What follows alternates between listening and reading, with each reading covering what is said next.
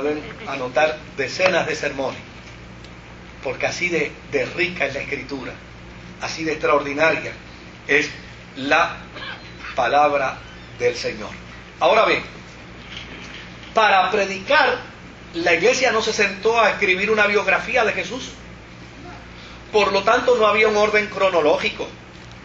Mire,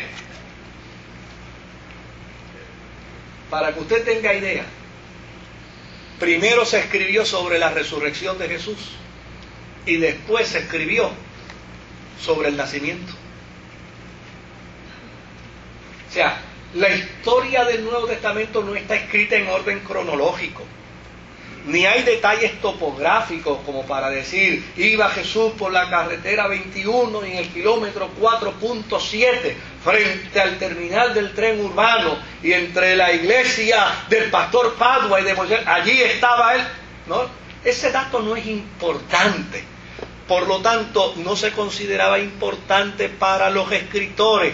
Y como no se consideraba importante, probablemente Mateo podía decir, oye, a mí me parece que eso donde sucedió fue precisamente entre la iglesia de Padua y la de Moisés.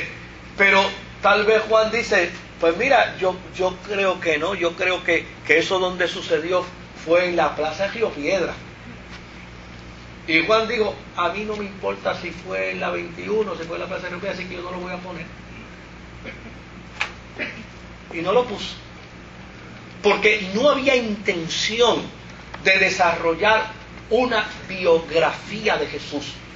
Lo que había intención inicialmente era de recoger los dichos y los hechos de Jesús, precisamente para contradecir las doctrinas heréticas del gnosticismo y para cumplir con lo que Jesús había mandado, ir y predicar este evangelio a toda criatura, porque el que creyere y fuere bautizado, ¿será qué?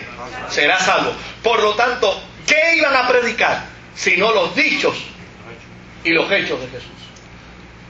¿Se da cuenta cómo es que se conforma todo el documento bíblico? Ahora bien,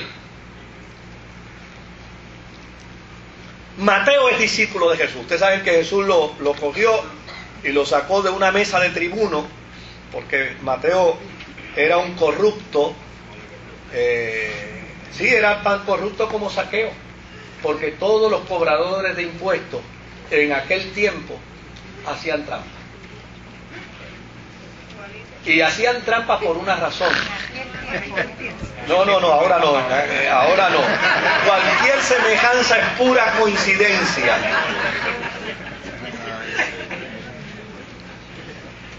O sea, fíjense qué hacían estos cobradores de impuestos. Estos cobradores de impuestos, en nombre del emperador, cobraban y abusaban, porque quien protestara iba en contra del emperador, y quien iba en contra del emperador lo liquidaba. Ahora, por el otro lado, ellos cobraban también de más, porque ellos eran altamente odiados por sus compueblanos. Y ellos sabían que sus trabajos en un momento dado podían ¿qué? Desaparecer. ¿Y quién le iba a dar trabajo en el pueblo donde vivía Mateo? Si era odiado por todo el mundo. Entonces cobraba de más, porque él tenía que asegurarse, ¿verdad? Su plan de retiro, su 401k. Él tenía que asegurarse eso, porque si no... Entonces, fíjese que Mateo era discípulo de Jesús, pero Marcos no era discípulo de Jesús. Apenas, probablemente era un mocoso en el tiempo de Jesús, pero sí fue un seguidor de Pedro. Y Lucas fue ayudante de Pablo, pero no era discípulo de Jesús. Pero Juan fue discípulo de Jesús. ¿Qué prueba esta combinación? ¿Y por qué se escogen estos cuatro escritores? Oye, si hay documentación de Mateo, pues qué bueno que tenemos algo escrito de Mateo, porque él fue discípulo. Y si hay documentación de Juan, también es bueno que tengamos documentación de Juan, porque fue discípulo. Pero sería bueno tener documentación del teólogo más grande que tuvo la iglesia del primer siglo, con respecto al Evangelio, ¿verdad?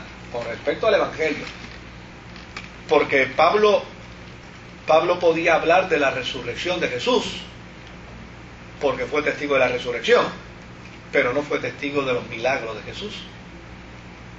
Pero entonces dijeron, oye, ¿y qué te parece Lucas? Lucas acompañó a Pablo, fue reconocido por Pablo. Las cartas de Pablo hablan de Lucas. Por lo tanto, incluir a Pablo tiene un buen testimonio de la carta. Incluir a Marcos tiene un buen testimonio de la carta, porque a pesar de que él era un muchacho cuando Jesús ministraba, pero él se desarrolló bajo el ministerio de gente muy prominente, y ahorita vamos a hablar de eso, ya me dicho. Porque Marcos era hijo de una mujer cristiana y era sobrino de uno de los ministros más distinguidos de la iglesia de Jerusalén. Era sobrino de Bernabé. Así es que el muchacho tenía valor, o sea, valor histórico, valor apostolar, porque a pesar de que no había sido de los apóstoles, en la línea, en la onda, ¿verdad? En la onda del agua, él tenía todavía fuerza, era parte del círculo. ¿Por qué se hace esto? Porque la iglesia quiere demostrar autenticidad en sus documentos. Y una manera de demostrar la autenticidad en los documentos es precisamente tener la gente proba, como los escritores. Ahora,